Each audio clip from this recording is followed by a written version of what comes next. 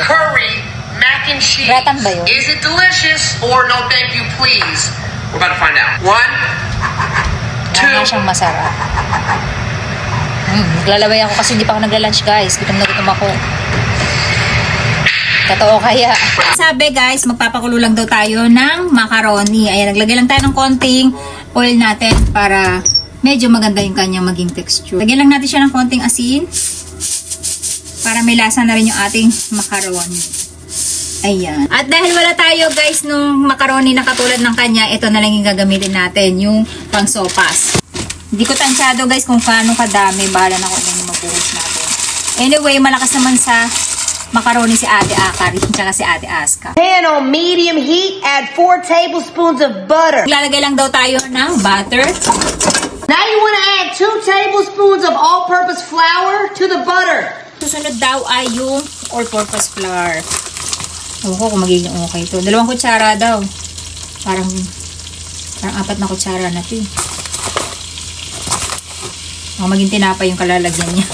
Pag dumami. Tapos, haluin lang daw maigi hanggang sa maging golden brown. Naghahalo pala yung ano, guys. Yung flour sa sa mantika. Kala ko hindi siya pwedeng maghalo. Now you want to add in 1 cup of milk, a little bit at a time. Ihahalo na natin yung ating 2 tasang gatas. Dapat daw unti-untiin. Ayan. Busan natin. Ayan. Now for the secret ingredient, golden curry. You want to add 2 of these Japanese curry blocks to your mixture, and you want to stir them around until they disintegrate. Look at it change colors to golden. Ang next daw natin ilalagay ay yung Jajan golden curry. Yes, sa Japan daw yung original kasi talaga nito, golden curry. Hindi ko pa na-try magluto ng curry na ito yung brand.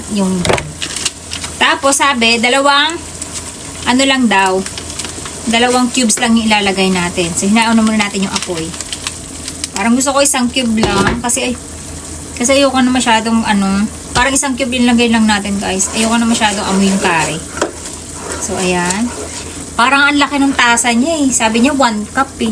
Pero yung cup niya malaki. Dagdagan pa natin yung gatas natin. Gawin natin 4 cups ng gatas, guys. Kasi hindi ako naniniwala sa kanya na 1 cup lang nilagay niya. Kasi masabaw yun, guys. Ayan. 4 cups ng gatas. Equivalent to 2 cups yung ating tasang ginamit. Ito 1 cup. So 4 cups yung nilagay natin, guys. Siguro kailangan natin dalawahin yung curry natin para umalat. Hindi kasi siya maalat. Look at this. The smell, the aromatics in here is just crazy right now. It smells so good. So mag-a-add pa tayo ng another 1 cup. Wala na, naubos na natin yung gatas natin. Kasi nakukuntian ako eh. So ayan, nag-add pa tayo, guys.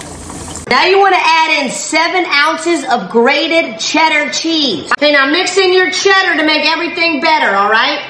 Tapos, saka natin i-add yung ating cheese. Ayan. At grated cheese to. Hindi ko alam kung okay siya kasi pang pizza to, guys. So, mas maraming cheese, mas masarap. Ayan. Buti na lang. Marami tayong cheese. Lulusawin lang natin siya. Hoping malusaw siya, guys. Kasi pang pizza ito. Wala kasi yung nabibili dito, guys, na bloke-bloke ng cheese. Hindi katulad sa atin sa Pilipinas, meron. Lalaway na lola nyo, gutom na. Yung kung makikita nyo, guys, nalulusaw na yung keso natin at nagiging parang pizza siya. Add in your noodles. It's okay if some of the water gets in. Okay. Combine it. If this ain't creamy and dreamy, I don't know what is. Para na-absorb ng natin, ng noodles natin yung lasa, guys, nung ginawa nating sauce. Ilalagay na natin yung noodles natin ng half cook. Okay. Ayan. Hilaw pa yung noodles natin. Pero para mapa-absorb natin yung lasa. Ayan. Japanese curry mac and cheese. Is it delicious or no thank you please? We're about to find out. 1, 2.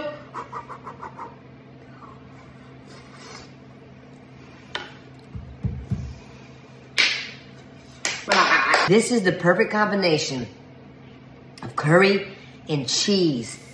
So, ayan na, guys, yung niluto natin at titikman natin habang tayo ay naghihintay pa ng kakulangan natin ng macaroni. No, manesta. Honto ni uwi si Kadoka. Kasi gamit daw curry. Gumamit tayo ng curry, golden curry ng Japan. Totoo kayang masarap. First time ko to, guys. Ako din. So, tikman natin. Oh, first time namin lahat. Tadakimasu!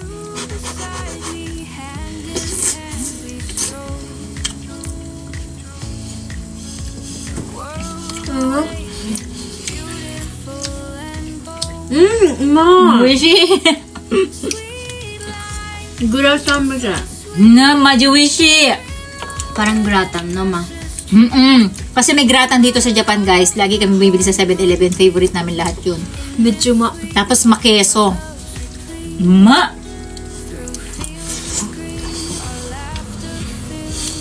Kala ko sasampalin mo ako. Pasado, guys. Ang sarap. Promise. It's not a joke. Totoong masarap. Mas sauce siya, mas machis siya, no?超うまい。上にさ、違うチーズ焼いたら美味しいんじゃないの？ So, namamagay. Guratan din. Grabe, guys. Ang sarap. Mas masarap pa siya sa gratang. Ano yan, ma? Para sa Madayriru. Kasi, creamy sugi eh. sarap. Baka tarinay eh. Baka kasi kulangin. Kaya nag-add ako ulit ng macaroni. Uma. Pwede yung pambenta. Mas masarap to sa lahat na natikman ko, guys. Di ba? それ出るようになりそう。カレーのようです。Sabi ti Mea? うまい。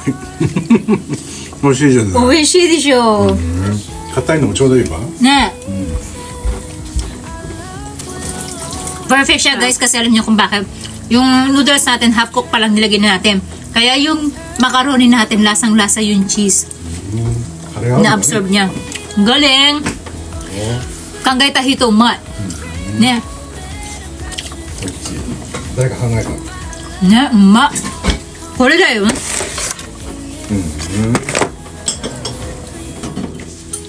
マジうまい。 Makain pa yan. Do. Wala pa, mainit pa. Ay, yan ko rin. うまいでしょ。